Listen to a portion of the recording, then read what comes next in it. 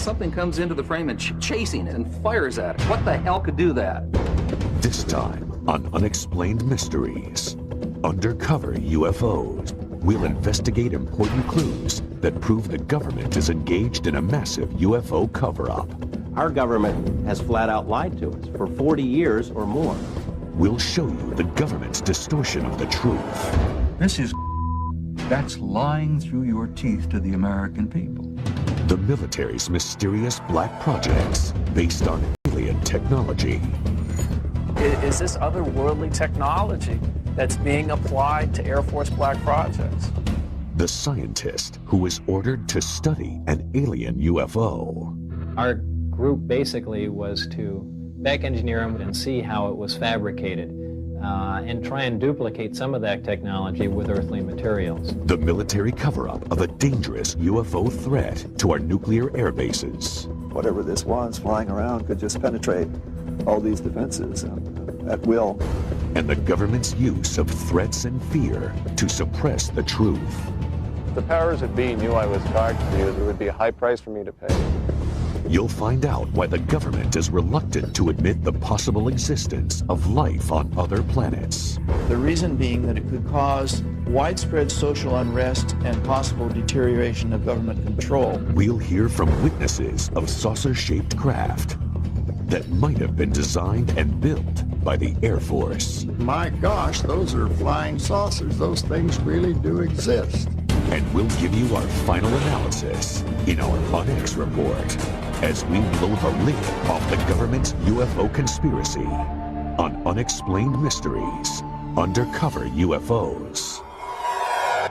Since the first sighting of a UFO, evidence suggests the U.S. government has lied to the American public to cover up the existence of alien spacecraft.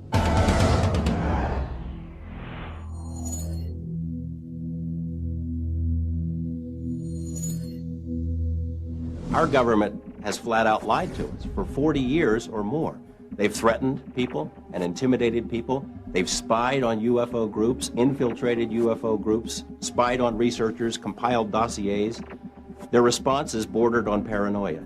The CIA says that it does not collect information on UFOs, and it hasn't since the 50s. There are reams of documents squeezed out of the CIA that indicate that they have on staff CIA UFO experts, agency personnel monitoring the situation on an ongoing basis. They lie. The Air Force studied UFOs closely. A squadron of pilots had a unique mission: find and photograph UFOs. Pilot Guy Kirkwood witnessed an amazing scene: 16 unidentified objects 2 miles away. They broke rank and just started moving all over. They were below us, they were above us, they were out in front of us, and accelerating, literally at lightning speed. And a dot in the distance, maybe several miles away from you at that point, maybe a pencil point, all of a sudden closing on you at the rate of several thousand miles an hour, and a 36-foot object, which is basically almost the same size as our aircraft, with a 36-foot wingspan. But all of a sudden this thing is just closing on you faster than you're able to think. The Air Force suddenly terminated the UFO search squadrons. Years later, Kirkwood started talking about what he saw, and 2 government agents accosted him.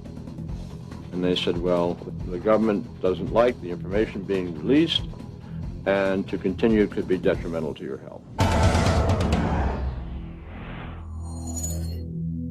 UFO experts maintain that the U.S. government conducts research at a top-secret base in Nevada, known as Area 51. An aerospace engineer who worked there could not believe what he saw. Got out of the bus, I was told to walk directly through the hangar, and immediately, even before entering the hangar, you can see the edge of a disc. This is your classic flying saucer, 2 inverted pie plates, if you wish, with a segmented larger area dome on top. Within minutes of that, I finally realized that this had nothing to do with something the government was producing. And that was quite shocking because everything inside was small. This is a full-size craft, 30, 35 feet in diameter, maybe 40. But you're looking at seats that are,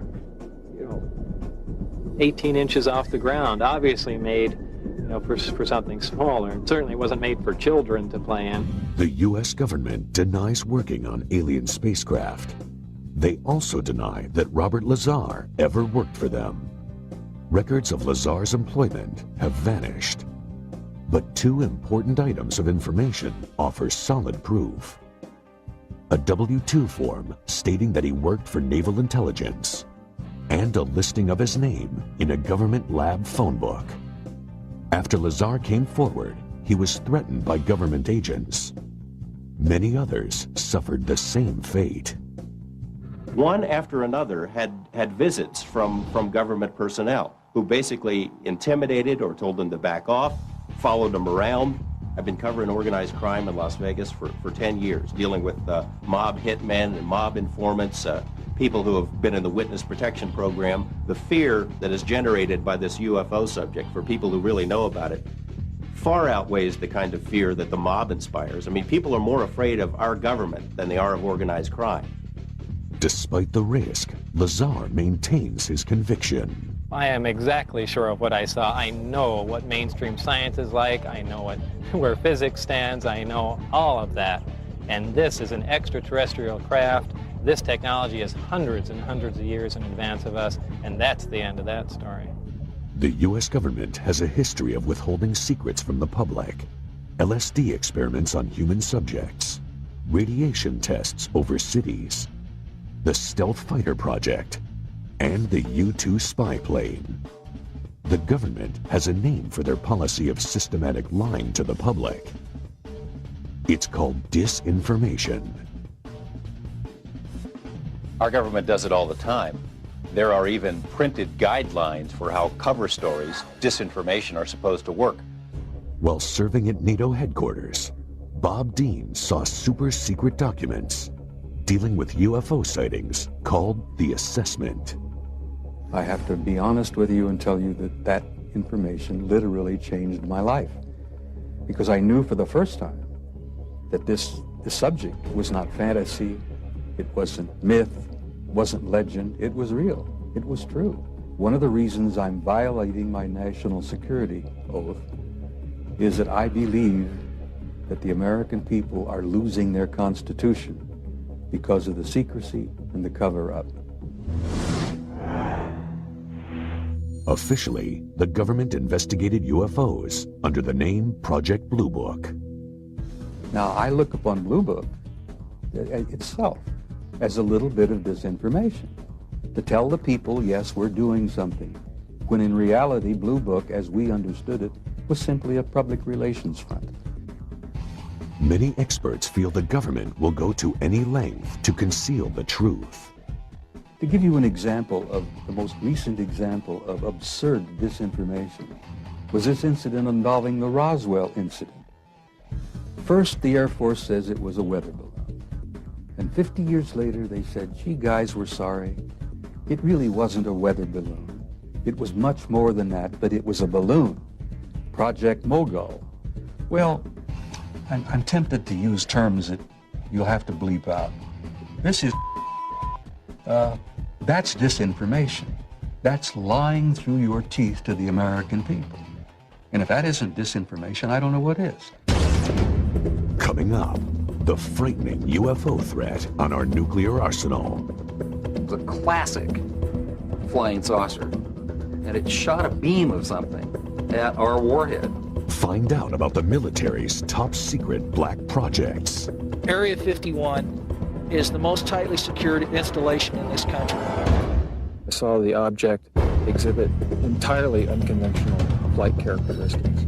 The government's search for extraterrestrial intelligence, which was abruptly terminated.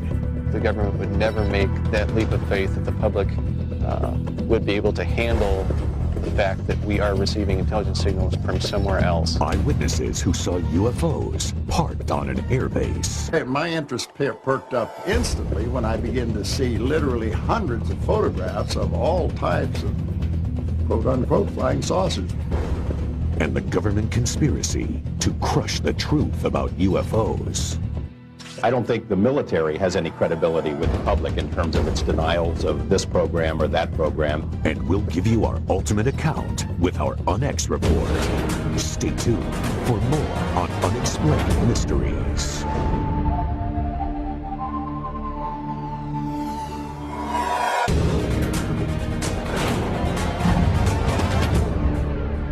Unexplained Mysteries, Undercover UFOs. The long-time U.S. policy of lies and disinformation may have put the public in danger. Security at several U.S. nuclear missile bases was breached when eyewitnesses reported bright lights just 200 feet from the missile silos.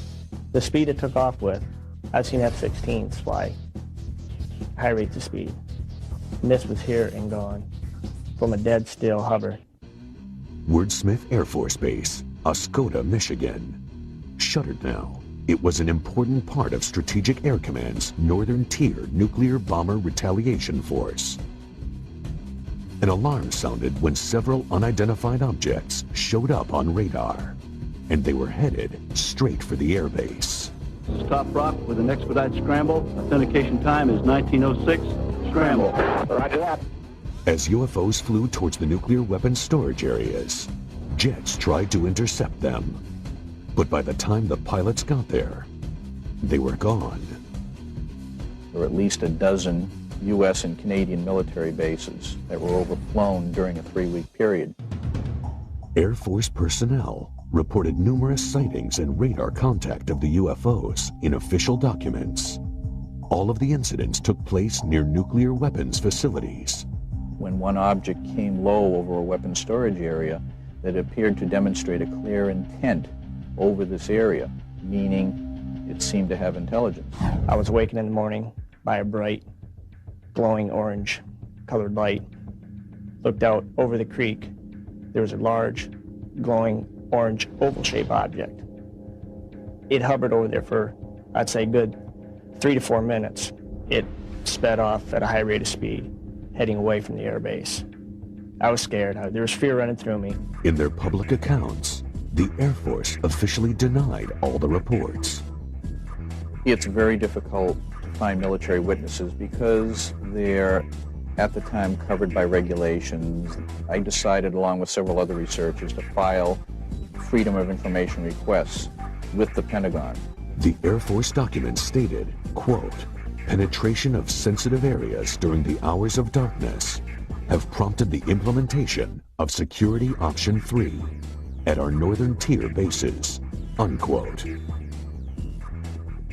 The reason this is so significant and interesting is that they seem to be focused on atomic weapons. These bases, because of what they stood for, they were our massive retaliation capability, and therefore they were very high security bases. Whatever this was flying around could just penetrate all these defenses at will.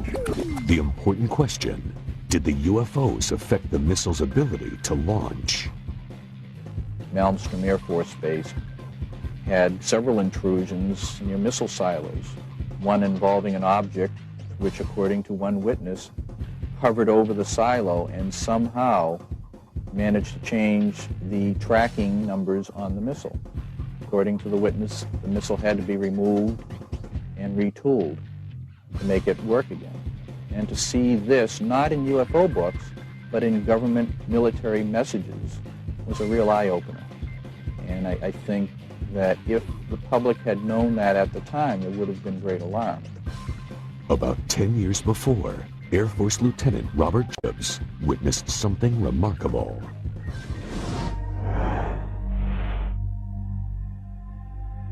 Hair's going up on the back of my neck right now thinking about it, just remembering that day. I saw something that was so strange that it changed my life. Jacobs was in charge of a special unit that filmed Minuteman and Atlas missiles during launch tests from Vandenberg Air Force Base in California. So my job was to provide photographic documentation from 30 or 40 different camera positions for each launch. We walked onto the missile and we saw all 3 stages of powered flight. The camera followed the missile through its successful flight. Now what we didn't know is what else we had got besides the missile. Soon after, Project Director Lorenz Matzman called Jacobs into his office.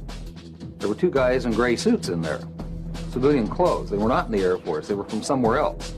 They never identified themselves. They could have been CIA, OSI, OSS. All four of the men watched the film of the missile flight. The nose cone spread out. The warhead was quite plainly visible.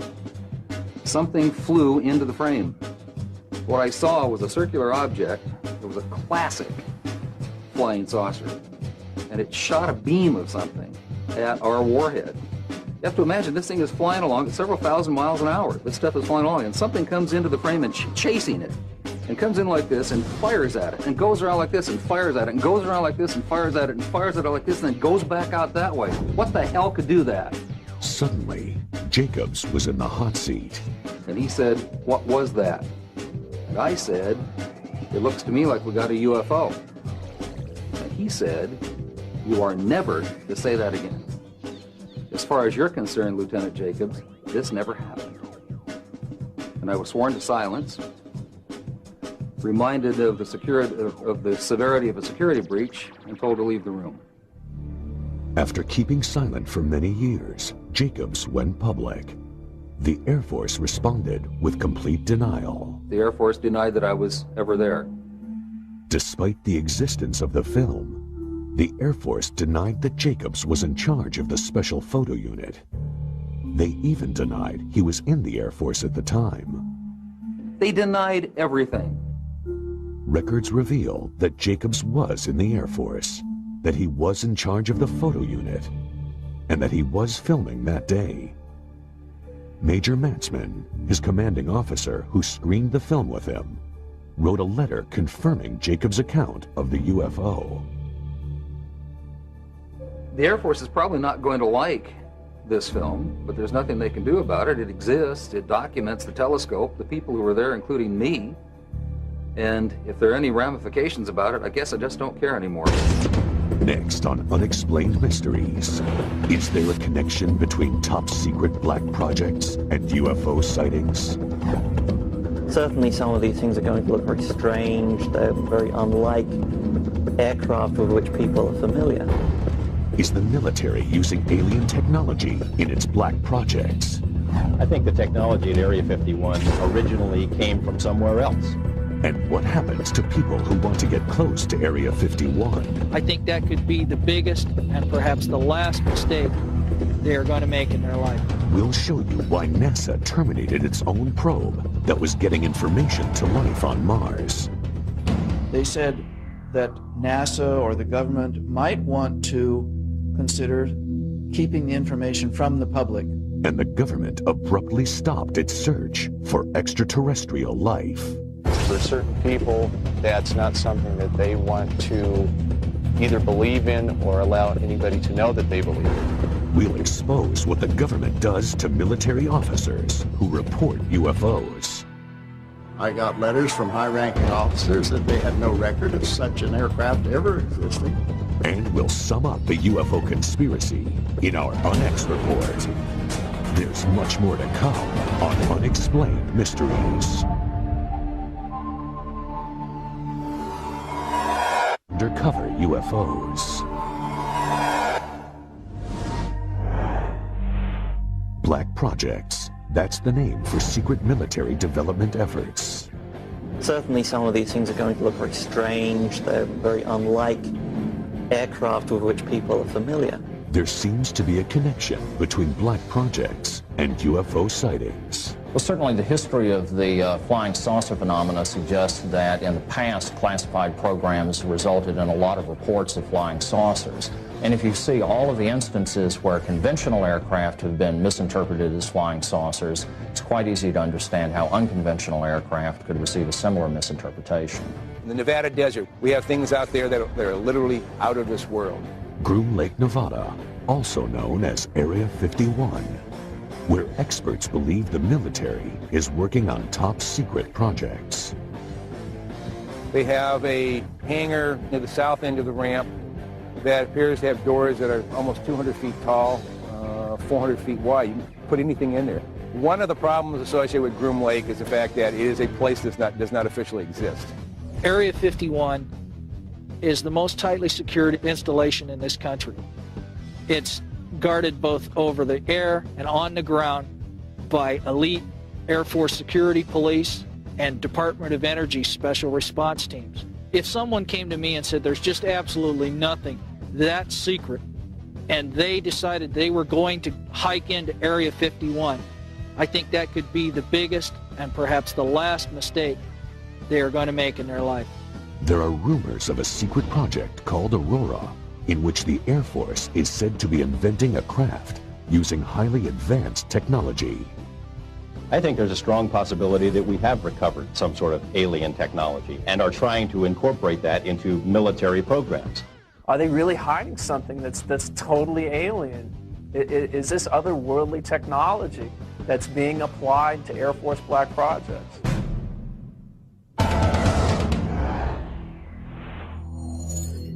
Sonic booms have been reported in Los Angeles, evidence of high-speed, unidentified craft. They've been traced back to Groom Lake, Nevada. We really can't tell what's moving. The only thing we see is a sonic boom, and that's telling us that something is moving faster than the speed of sound. So actually, we can't even tell it's an airplane. The military maintains its position of denial.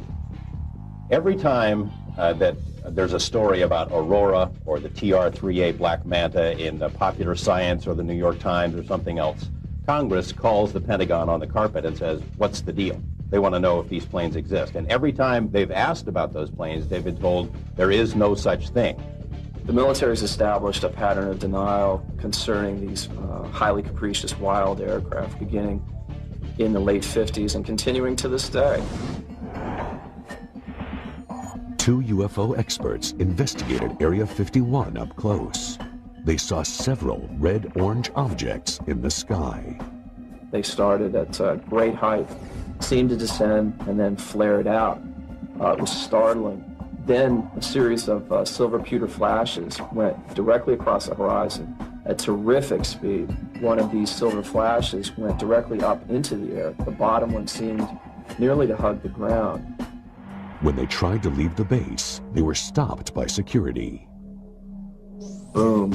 Headlights come on. There was an M16 pointed at us. And here we were faced with a life and death situation. But we also knew that we had crossed the line back into public domain, and therefore we were saved.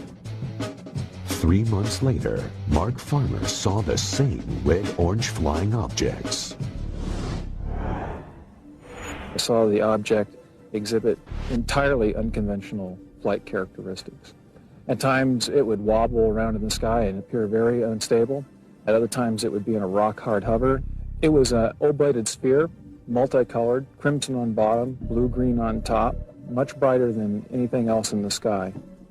Robert Lazar, the aerospace engineer who worked at Area 51, is convinced that these objects were experimental Air Force craft developed from alien technology.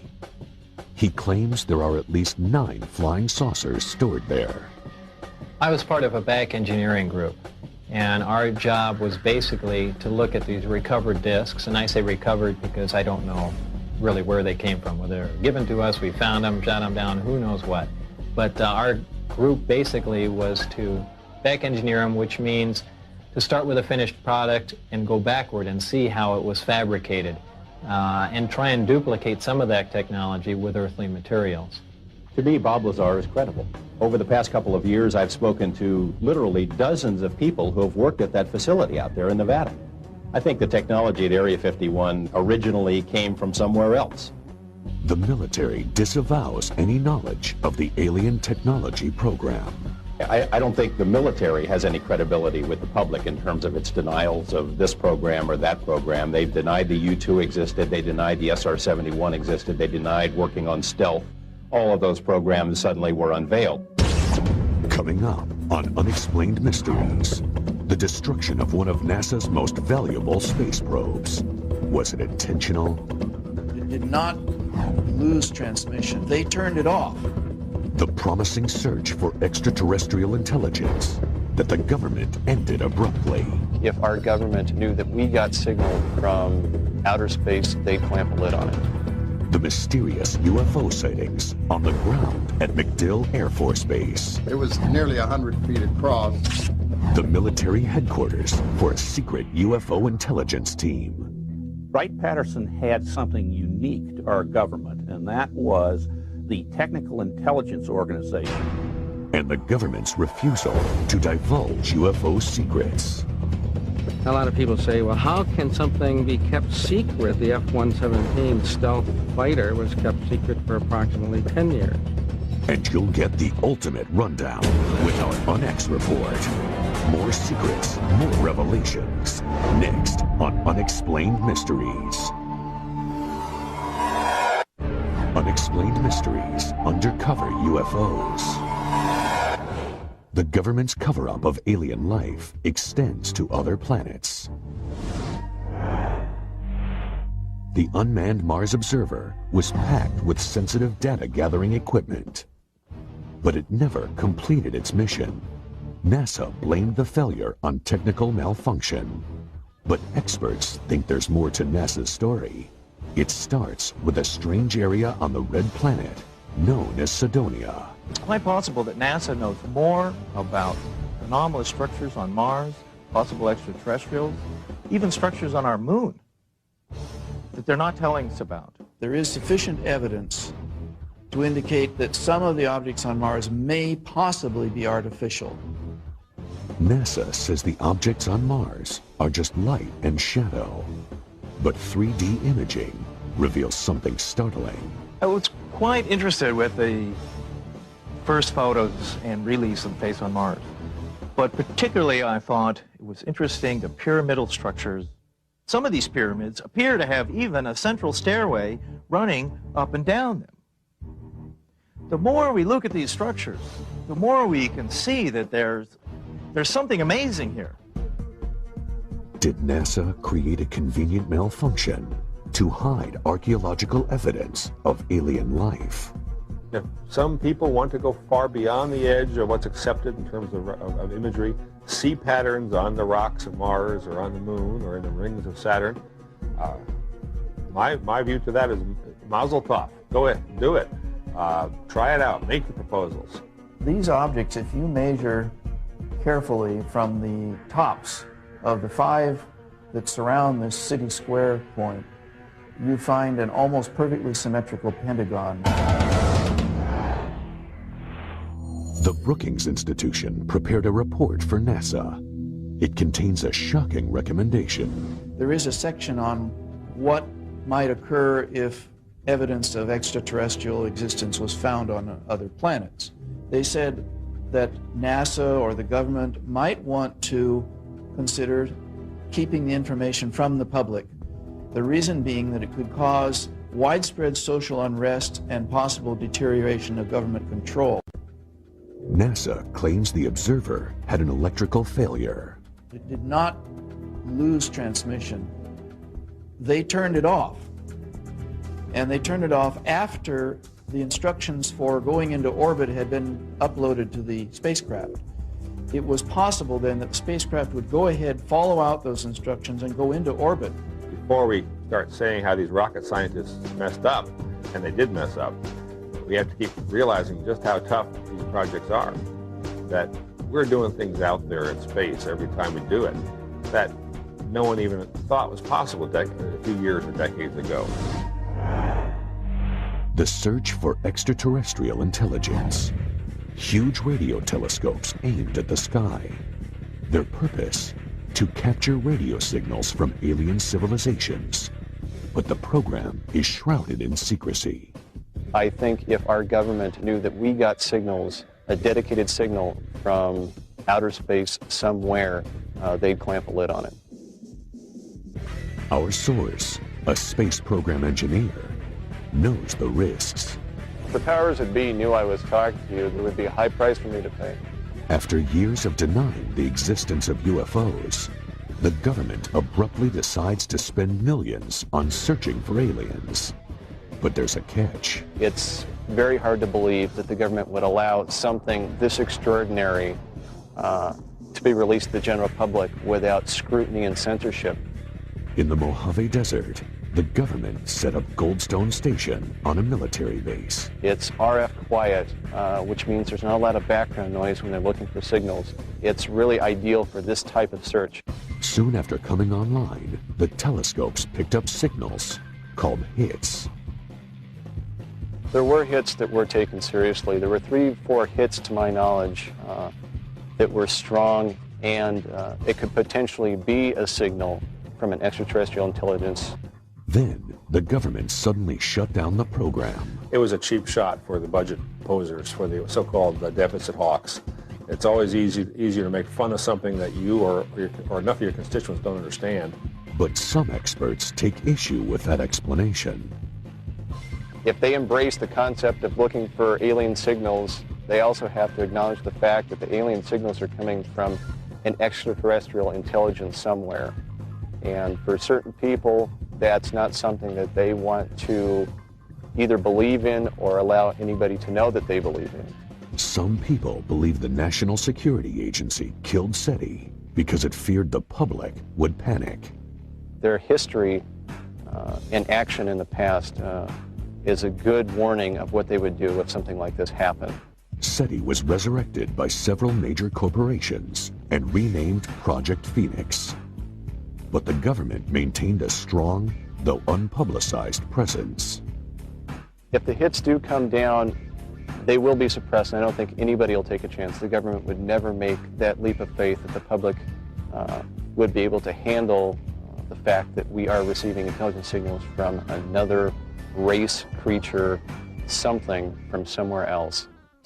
Next on Unexplained Mysteries, the Air Force officer who saw a number of UFOs. My gosh, those are flying saucers. Those things really do exist. Or were they experimental military planes? A lot of people say they're from deep space, but they could just as easily be from this world. Find out how the military dealt with questions about the aircraft. They had no record of such an aircraft ever existing. And we get to the truth about the UFO conspiracy in the UNX Report, next on Unexplained Mysteries. Unexplained Mysteries Undercover UFOs. Reports are increasing of UFOs spotted at air bases, but with a striking difference. These craft are on the ground. MacDill Air Force Base, Florida, 1967. An officer witnesses an inconceivable sight. We were near a restricted area of the base, and all of a sudden we saw 4 aircraft parked out there, and our immediate reaction to each other was, my gosh, those are flying saucers. Those things really do exist. Pickett published the Air Force Base newspaper. He wanted to do an article about the craft he'd seen, including photos. I was called up to the Adjutant General's office. He went over to a file cabinet and got out a whole bunch of photographs. And he proceeded to lay these photographs out on a large table so that I could look at them. Well, of course, my interest perked up instantly when I began to see literally hundreds of photographs of all types of quote-unquote flying saucers. The Air Force refused to allow Pickett to publish the article. That night, eyewitnesses in Miami reported a large number of UFO sightings. At the airbase the next day, the flying saucers were gone. The images have haunted Pickett for years. Desperate for some kind of explanation, he recently contacted former Air Force intelligence officer George Filer. A lot of people say, well, how can something be kept secret for 50 years? Well, I point out that the F-117 stealth fighter was kept secret for approximately 10 years. And most of us didn't know that it existed until the government released the information. I pointedly asked him, not only are these where the flying saucers stories came from, is this what they were? And he said, yes. Well, I was awestruck. I couldn't really believe I was seeing what I was seeing. Some of those photographs had many, many aircraft in them, and they were all easily identifiable, as Air Force photographs are, And I asked him, well, how high and how fast could these things go? You hear all these stories. And he said, well, this particular aircraft could go fast enough and high enough to actually achieve space flight. And I had no idea when he was telling me this story that it wouldn't be too long before they were declared non-existent. To this day, Pickett is determined to prove what he saw was real. This is an illustration of one of the largest ones parked down. In fact, it was the largest. It was nearly 100 feet across. But when Pickett tried recently to get the photographs and documentation of the craft, the Air Force said no. When I initially wrote, I began to get answers back. They didn't have the faintest idea what I was talking about. I got letters from high-ranking officers that they had no record of such an aircraft ever existing. So I knew that it was top secret again.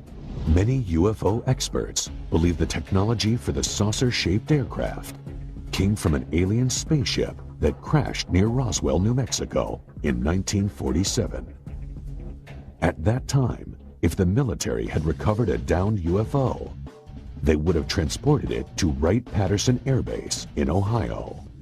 Wright-Patterson had something unique to our government, and that was the Technical Intelligence Organization, so-called T2, or what became the Foreign Technology Division. This is the sort of division that would have been appropriate to use for the investigation of UFO research.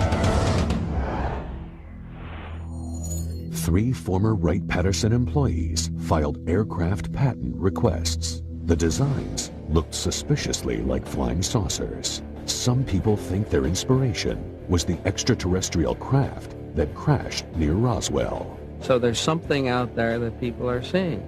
And the question, of course, is who do they belong to? A lot of people say they're from deep space, you know, but they could just as easily be from this world. Next, the Onyx Report. The answers you want to hear about UFOs.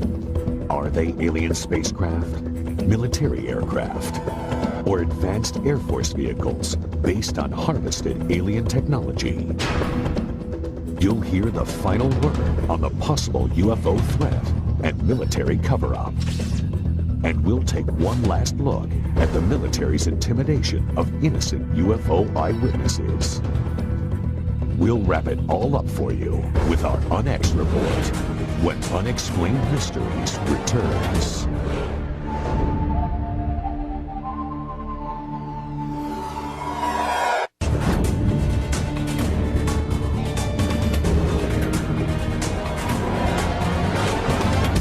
And now for the Onyx Report. Experts believe the U.S. government is conducting a massive conspiracy to keep evidence about UFOs and aliens from the public. The military has established a pattern of denial concerning these highly capricious wild aircraft beginning in the late 50s and continuing to this day. Thousands of witnesses have reported seeing unknown flying craft with similar details. A 36-foot object, which is basically almost the same size as our aircraft, a 36-foot wingspan. This is a full-size craft, 30, 35 feet in diameter. This is your classic flying saucer. And something comes into the frame and chasing it. And comes in like this and fires at it. And goes around like this and fires at it. And goes around like this and fires at it. And fires at it like this and then goes back out that way. What the hell could do that? The government UFO conspiracy begins with denial. And he said, "What was that?" And I said, "It looks to me like we got a UFO." And he said, "You are never to say that again. As far as you're concerned, Lieutenant Jacobs, this never happened." The government even has a word for its systematic pattern of lies: disinformation. Our government does it all the time. There are even printed guidelines for how cover stories, disinformation, are supposed to work. This is, that's disinformation. That's lying through your teeth to the American people. The conspiracy uses threats and intimidation, even targeting military personnel. If the powers that be knew I was talking to you, there would be a high price for me to pay. They've threatened people and intimidated people. They've spied on UFO groups, infiltrated UFO groups, spied on researchers, compiled dossiers. Their responses bordered on paranoia. And they said, well, the government doesn't like the information being released, and to continue could be detrimental to your health. The military cover-up conceals UFO breaches of national security. That when one object came low over a weapons storage area, that appeared to demonstrate a clear intent over this area, meaning it seemed to have intelligence. The conspiracy withholds reports of radio signals from outer space that confirm the existence of alien life. It's very hard to believe that the government would allow something this extraordinary to be released to the general public without scrutiny and censorship. And the government denies the reverse engineering of their infamous black projects. I think there's a strong possibility that we have recovered some sort of alien technology and are trying to incorporate that into military programs. I got letters from high-ranking officers that they had no record of such an aircraft ever existing. Secrets can be kept. Secrets are kept. And every time they've asked about those planes, they've been told there is no such thing. Why does our government hide information on extraterrestrial life from us? The reason being that it could cause widespread social unrest and possible deterioration of government control. How do you prove a government cover-up when their tools are denial and disinformation? Only facts made public will verify the conspiracy. Until then, it will remain an unexplained mystery. Our government has flat out lied to us for 40 years or more.